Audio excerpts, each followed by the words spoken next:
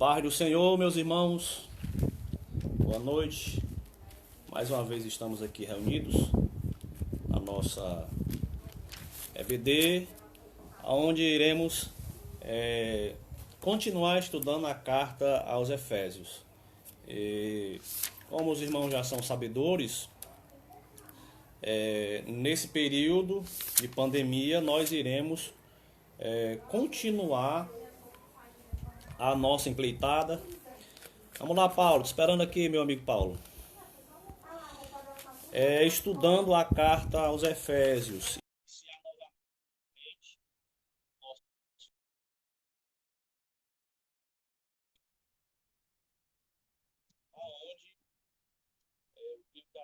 Isso vai continuar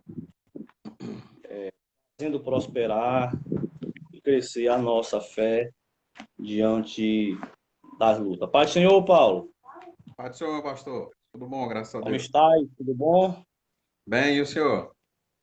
Tudo bem, graças a Deus. Graças a Melhorou Deus. agora com a sua presença. Já Igualmente, faz uns 15 dias que a gente não está aqui, né? Você esteve na aula passada ocupado, mas louva verdade. a Deus que Deus nos deu mais uma oportunidade de nós nos reunirmos. Meus irmãos, hoje nós estaremos iniciando novamente esse estudo maravilhoso, que tem como tema a Igreja eleita, redimida pelo sangue de Cristo e selada com o Espírito Santo da promessa. O nosso comentarista, pastor Douglas Batista, estará trazendo essas lições para o nosso crescimento e também para a nossa edificação. Sabendo nós que não tem sido fácil, os dias têm sido difíceis, tem sido muitas as tribulações que têm afetado esse período de pandemia, tem mudado o curso da trajetória, não somente da nação brasileira, mas também do mundo. Então, nós estamos aí acompanhando várias tragédias, eventos da natureza, e muitas pessoas estão acompanhando isso temorosos, um temor no coração, até com muito medo. Eu sei que muitas vezes as pessoas só conseguem enxergar a realidade, muitas vezes diante de uma pressão, e Deus é tão maravilhoso que Ele proporciona alguns momentos até um pouco difíceis para que as escamas elas venham cair dos nossos olhos. Ontem eu estava, Paulo, observando essas tragédias e me falavam desse ciclone que apareceu em Santa Catarina. E eu me lembrei do hino da harpa.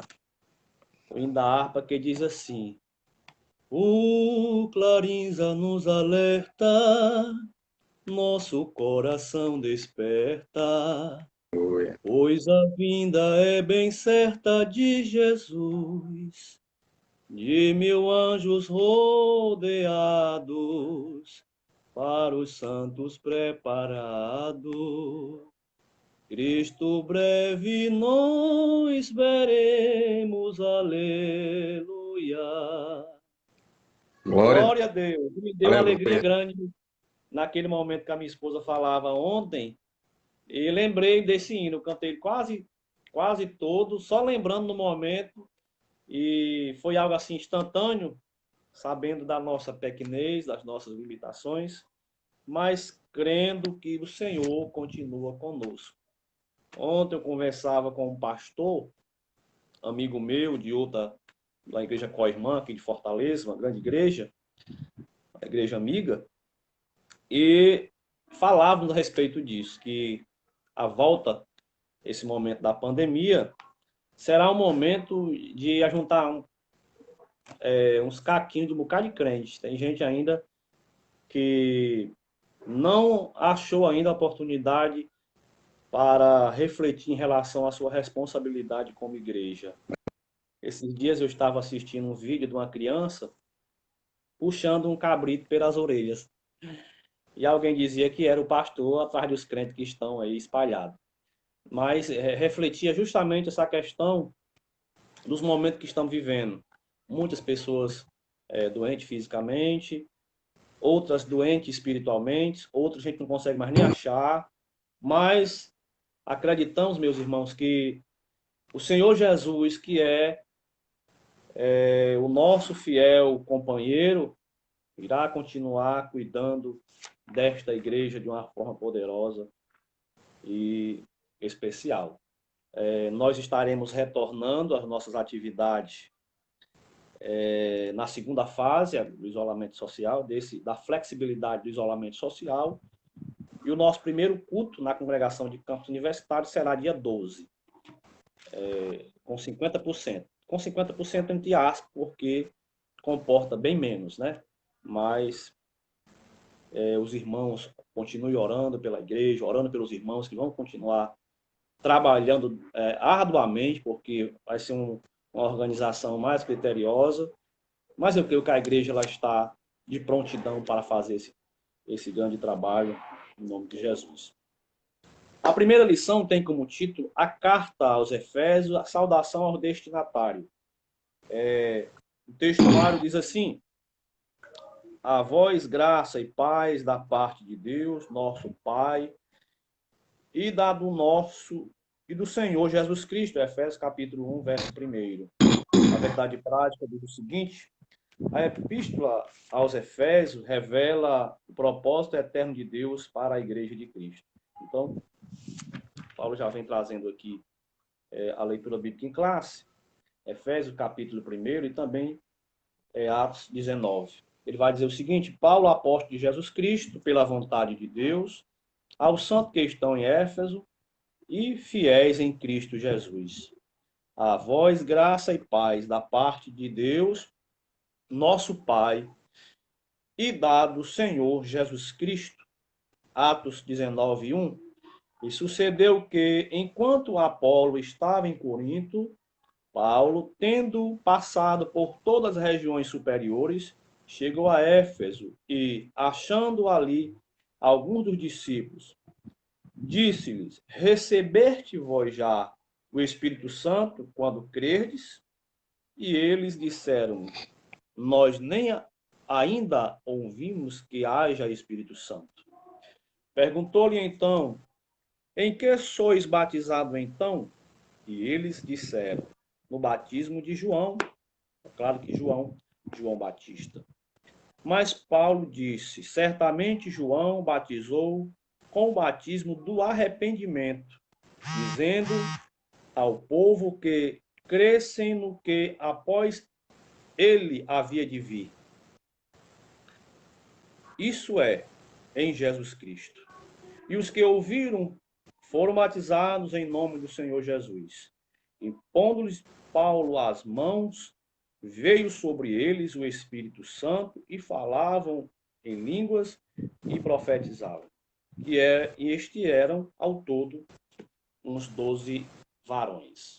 Então, aqui a nossa reflexão de início da nossa aula, e terá como objetivos específicos apresentar a autoria da carta e a carta, a data da epístola, identificar para quem foi dirigida a epístola aos Efésios e explicar o propósito da escrita e a mensagem contida na epístola.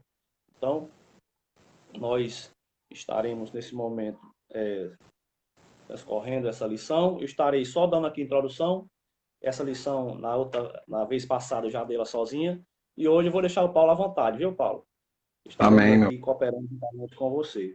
A introdução vai dizer o seguinte: a Epístola aos Efésios é denominada de a coroa dos escritos de Paulo e ainda de a rainha das epístolas. Nela, o propósito eterno de Deus para a igreja está revelado por meio de Cristo Jesus. Nesta lição, estudaremos os aspectos introdutórios e as principais abordagens doutrinárias da epístola. Durante esse estudo, o conteúdo da epístola deve nos levar à adoração a Deus e ao aperfeiçoamento da nossa vida cristã. Então, essa lição de hoje, como o texto já frisou, irá trazer aqui uma suma, uma introdução do que nós iremos estudar novamente em relação essa carta de Paulo aos irmãos em Éfeso.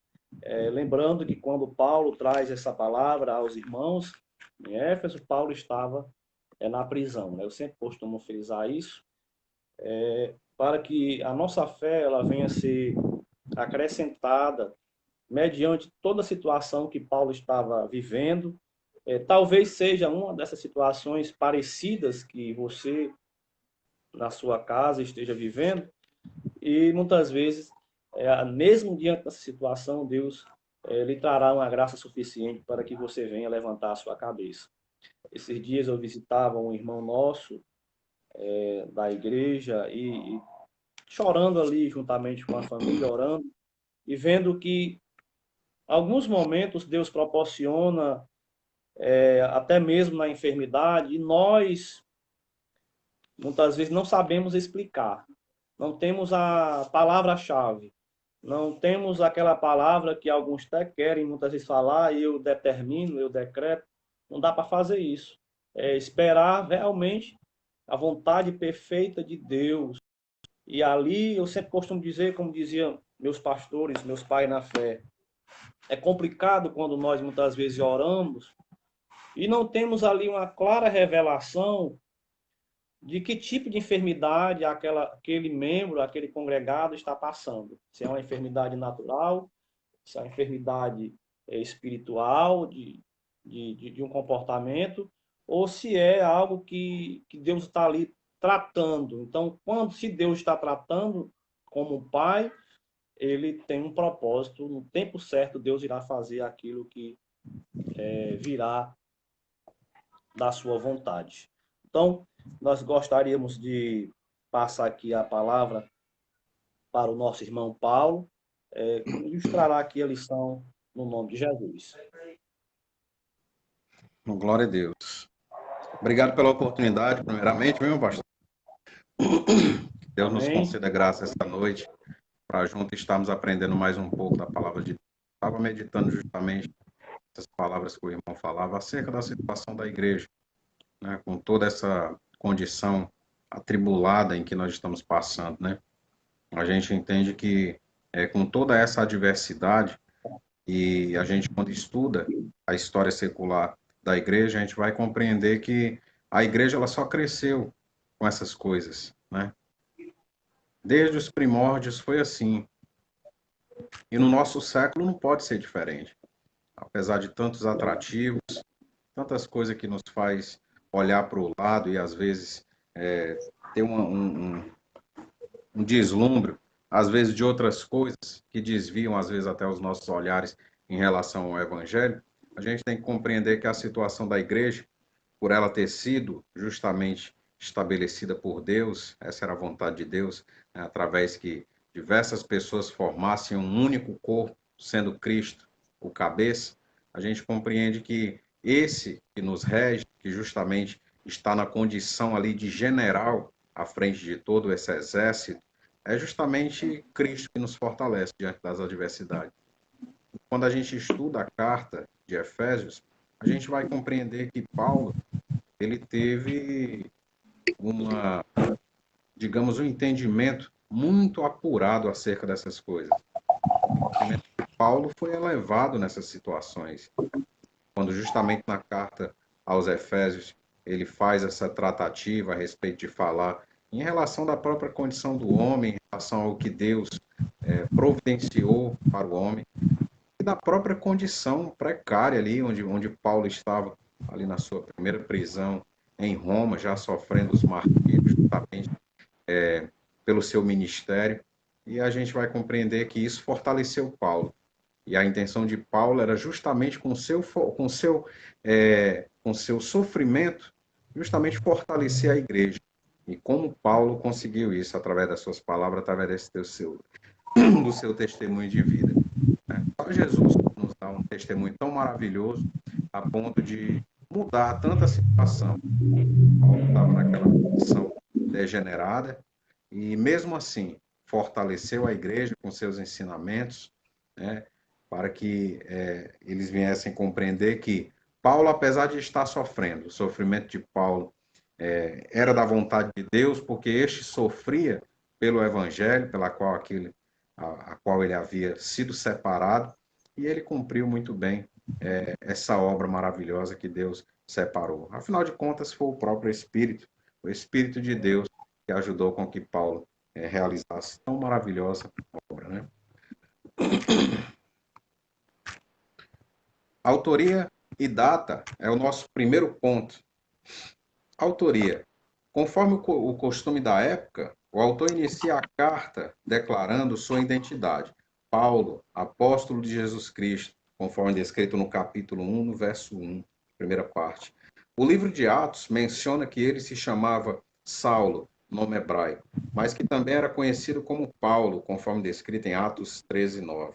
Em hebraico, Saulo significa solicitado, provavelmente uma homenagem a Saul, primeiro rei de Israel, que pertencia à mesma tribo do apóstolo, conforme descrito em Atos 13, 21 e Filipenses 3, 5. Já Paulo significa pequeno, era o seu nome romano, conforme descrito em Atos 22, verso 25. O polêmico pastor inglês Edward Evanson, ele questionou justamente a autoria de Paulo em relação a essa carta por não conseguir ali harmonizar o destinatário da carta com o seu próprio conteúdo. Então, a partir de então, surgiram, né, durante todo o percurso da igreja, dúvidas justamente quanto a essa dúvida da questão vocabulária, né, que supostamente não eram paulinos, além de conceitos teológicos pós-paulinos.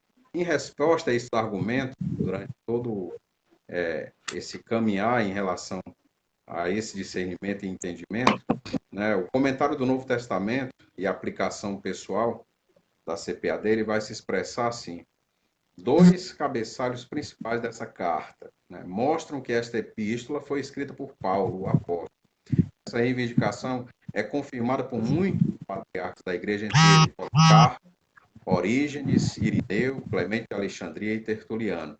Muitos estudiosos ao longo de toda a história da igreja afirmam a mesma coisa. Então, diante desses consistentes pressupostos textuais e históricos, né, não existe razão nenhuma admissível para negar justamente a característica paulina na epístola.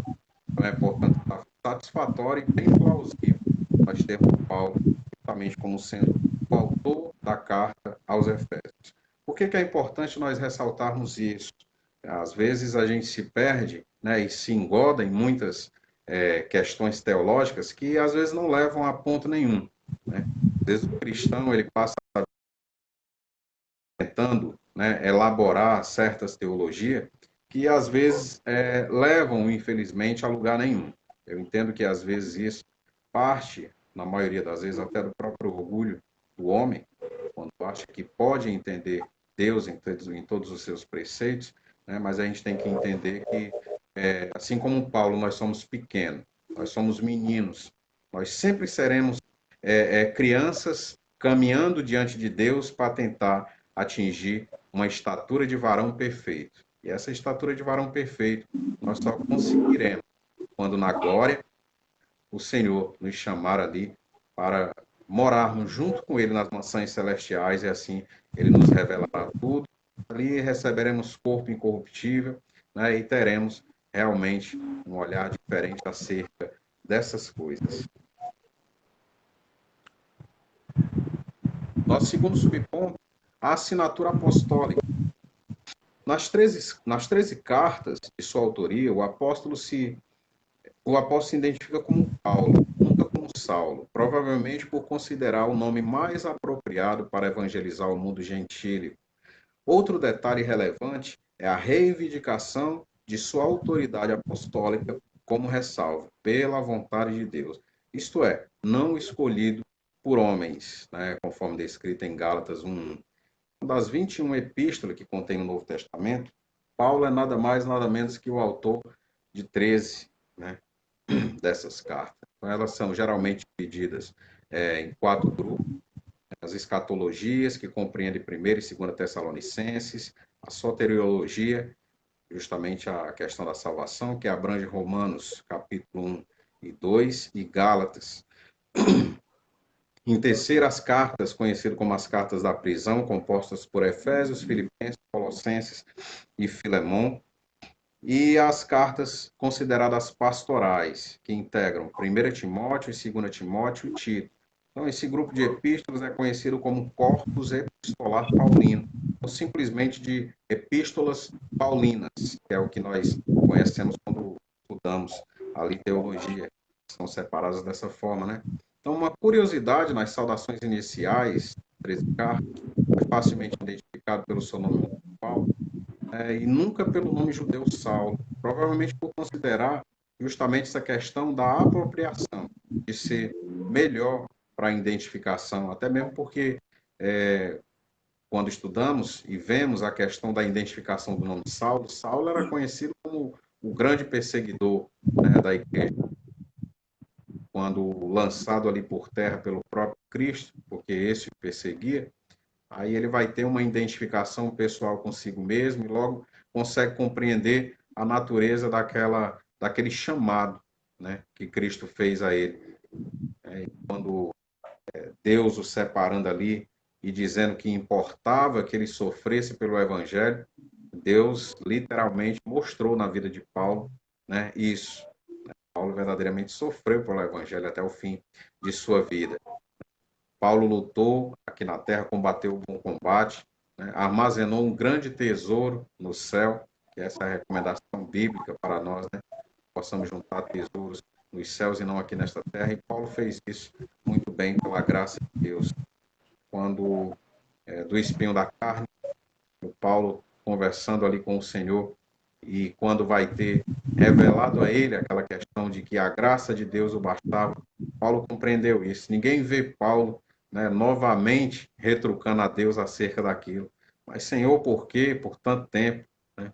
Até aquele que ele identifica como sendo aquele a quem Satanás havia justamente mandado, enviado para espeteá-lo e tudo. Então, com todo esse sofrimento, Paulo compreendeu durante todo o seu chamado que importava verdadeiramente que ele sofresse pelo nome de Cristo. E Paulo fez isso desde o início.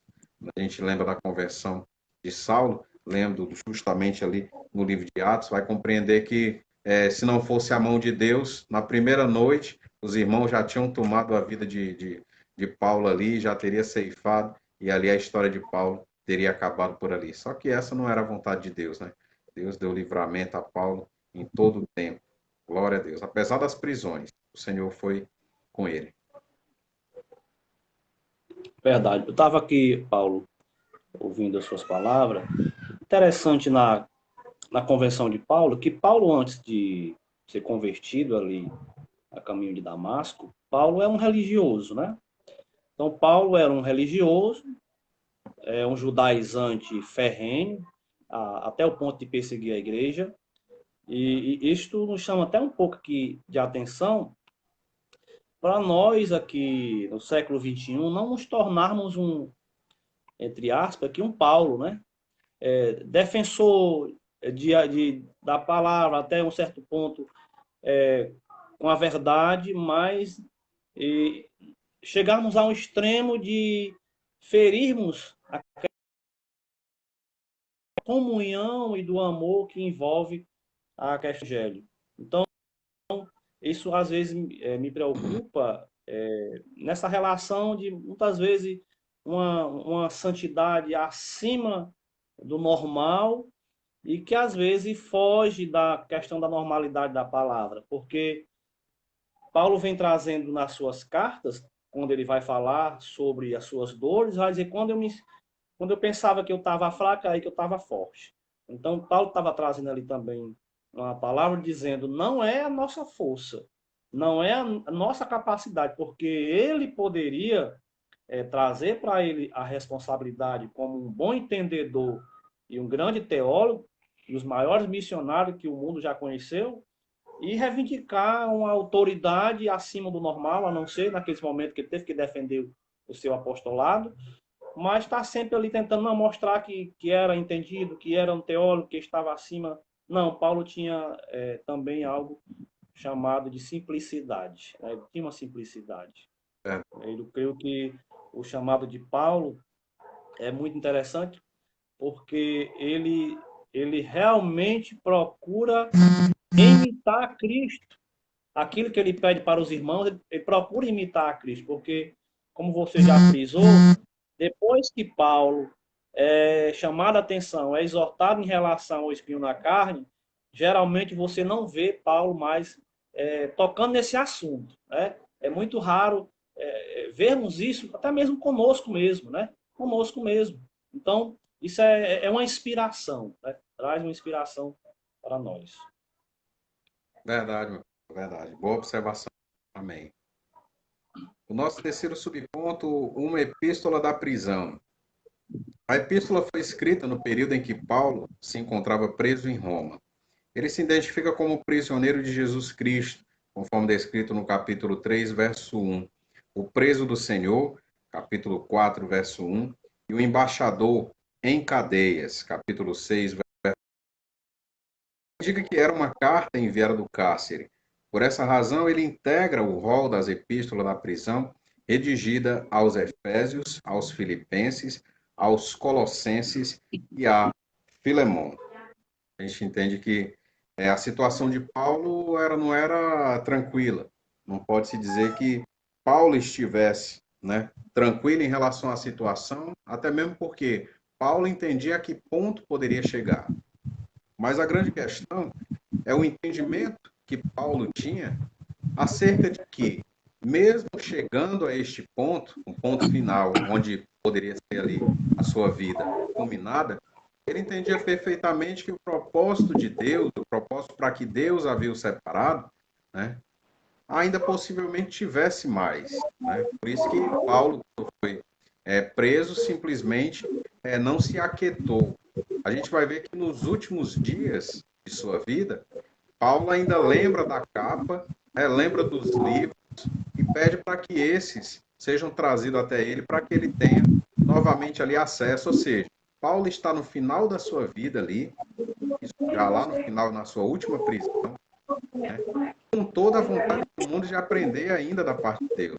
Né? Então, essa vontade no coração de Paulo, a gente percebe que não é uma vontade natural, não é algo que o ser humano ele possa expressar simplesmente pela sua própria força, simplesmente pelo desejo do seu coração e expressar tão grande amor pelo Evangelho. Tem algo mais, tem algo que é descido do céu, tem esse revestimento de poder da parte de Deus. Quando ali Paulo, chamado no caminho de Damasco, né, e vem sobre ele essa capacitação, né, para que ele viesse a ter esse entendimento após passar 3 dias ali sem comer e sem beber, para que quando Ananias ali o tocasse, né, Ananias até retrucou em ir até o encontro de Saulo, porque sabia verdadeiramente que Saulo era o perseguidor da igreja. É quando Deus ali garante que aquele homem que perseguiu os cristãos, ele agora não era mais o mesmo. Havia ocorrido algo, né? E algo tão sobrenatural de uma forma que transformou aquele homem, que é sendo um touro selvagem, né? Mas que agora estava manso, né? E disposto a sofrer por quem aquele ele havia perseguido no início. Interessante, só Deus para fazer essa mudança no coração do homem.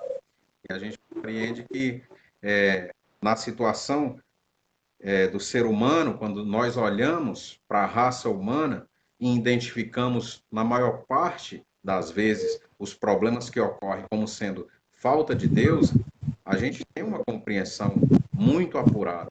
Até o ímpio ele consegue compreender isso. Quantas vezes eu não vi ímpio abrir a boca e dizer isso é falta de Deus no coração. Né? Ah, eu não faço isso. Era naquelas autojustificativas, né? Como se isso fosse suficiente para agradar a Deus, que a gente sabe que não é, né? Existe a questão de nós, como cristãos, genuinamente, nós temos que aceitar o sacrifício de Cristo que foi realizado por nós, para que nós venhamos a ser justificados. Então, não somos justificados por nossas próprias obras. Temos que ter esse reconhecimento da parte desse sacrifício de Cristo. E quando a gente olha para a humanidade, e o ímpio às vezes também enxerga isso, e vê essa falta de Deus, e quando nós compreendemos que muitos teólogos nos informam acerca de que todo homem tem um vazio existencial. ou seja, aquele vazio que necessita do preenchimento do Espírito de Deus nas nossas vidas. E Paulo foi preenchido. Paulo era cheio do Espírito, justamente por isso que realizou tão grandes obras, não pela força do seu próprio braço, mas porque Deus assim o capacitou e foi com ele até o fim de sua vida. Aleluia. Verdade. Bênção, glória a Deus.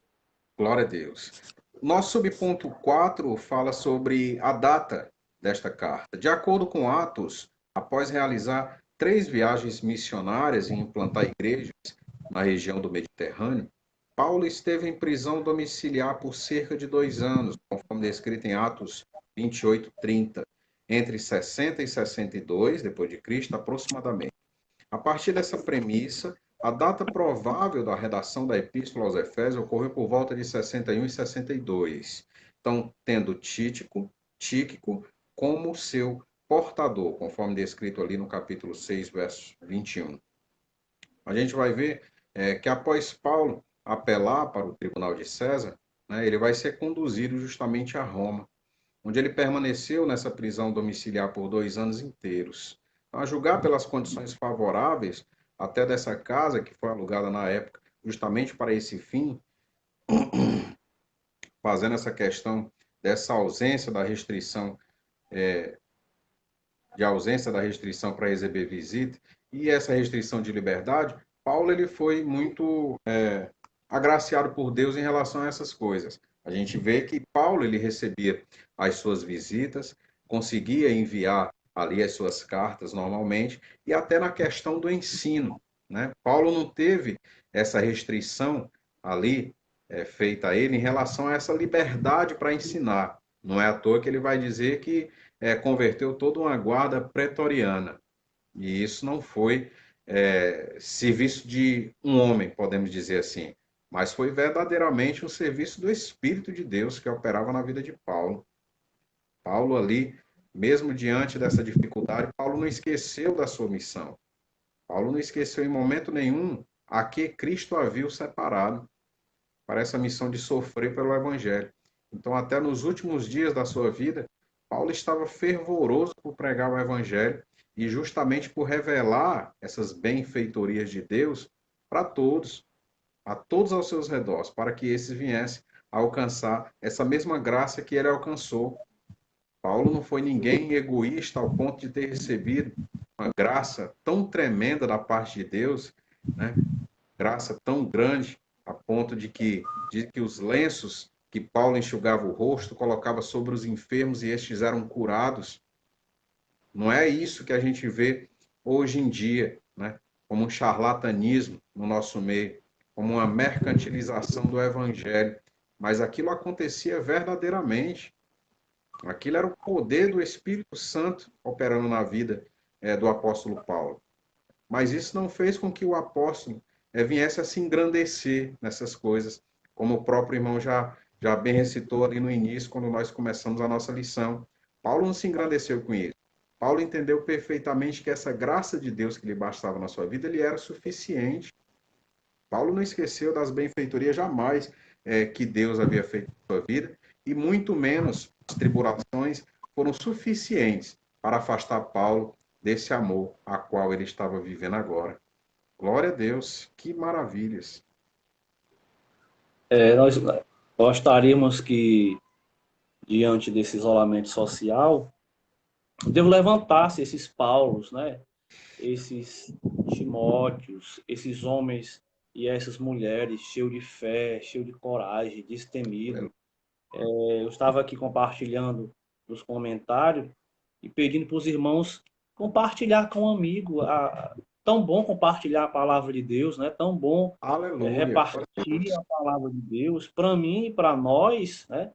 Deve ser um privilégio muito grande, já que eu não tenho a oportunidade de ir até o meu irmão, até o meu amigo, ligar para ele, ó, está acontecendo aqui a escola bíblica, Glória a Deus. vamos nos despertar, né? Isso é evangelizar, né? O texto vai falar sobre isso. Enquanto nós ensinamos, nós evangelizamos. Então, o apóstolo Paulo é uma inspiração, não idolatrando, mas trazendo como uma inspiração Verdade. e como exemplo bom a ser seguido Glória a Quando chega Deus. no final da carreira, ele não vai apontar os seus feitos, ele não vai se gloriar dos seus feitos. Ele encerra na sua velhice dizendo: combati o bom combate, Aleluia. terminei a carreira. Mas uma coisa ele vai se gloriar em Cristo, mas eu guardei a fé. Isso é muito especial para os nossos ouvidos entender a vontade de Deus sendo concluída na vida do apóstolo. Quando você vê Paulo tendo oportunidade, você vai ver isso quando ele está diante do governador, né? A oportunidade de comprar ao governador, dar lá algum dinheiro, você vai ver isso durante o texto, em Atos, e ele não faz, né? Ele não faz, ele vai se defender e quando ele vê que estão querendo barganhar com ele, ele pede para ver o imperador. Hein? Mas Paulo sabia que quando ele pedisse para ter junto ao imperador, estar junto ao imperador, ele tinha convicção que de lá ele não mais saía com vida. Mas ele queria cumprir o propósito de Deus. E como cumpriremos o propósito de Deus se não estamos à disposição do reino? Então não teremos condições de cumprir esse propósito se o Espírito Santo não tiver realmente nos dirigindo a tal questão. Glória a Deus. Boa observação, meu pastor. E nós não estamos verdadeiramente endeusando Paulo. Nós endeusamos, na verdade, o Deus Todo-Poderoso que operou essa obra tão maravilhosa, né? Nenhum calvinista ou arminiano, ou mesmo molinista, o mesmo teísta aberto vai ter condição de abrir a sua boca, né? Neciamente e dizer que toda essa obra que foi operada na vida de Paulo, né, que não foi algo do alto, né? E reconhecer verdadeiramente que Paulo não fez aquilo por sua própria força, mas fez porque pela força de Deus ele foi capacitado. Glória a Deus. O nosso segundo ponto fala justamente sobre os destinatários. Primeiro subponto, a cidade de Éfeso. Fundada por volta de 1050 a.C., tornou-se um centro político, comercial e religioso da Ásia Menor. Era uma cidade litoral no mar Egeu. Sua rua principal era pavimentada em mármores com colunas trabalhadas em ambos os lados. Era considerada uma metrópole com cerca de 500 mil habitantes. Tinha o maior anfiteatro do mundo, com capacidade para 25 mil espectadores. Próximo dali ficava o estádio, a pista de corridas e a arena onde ocorriam as lutas entre animais selvagens, como também entre homens e animais. Justamente essa questão do entretenimento dos romanos, né? Sempre gostaram dessas coisas de disputas, né? E as arenas que também, para martirizar muitos cristãos. Dentro, né, do culto como a deusa da fertilidade, cujo templo, localizado a cerca de 1.600 metros da cidade, era considerado uma das 7 maravilhas do mundo antigo e constituía o principal motivo de orgulho naquela época para Éfeso. Então, 4 vezes maior que o Panteão de Atenas, o templo de Éfeso levou, segundo a tradição, 220 anos para ser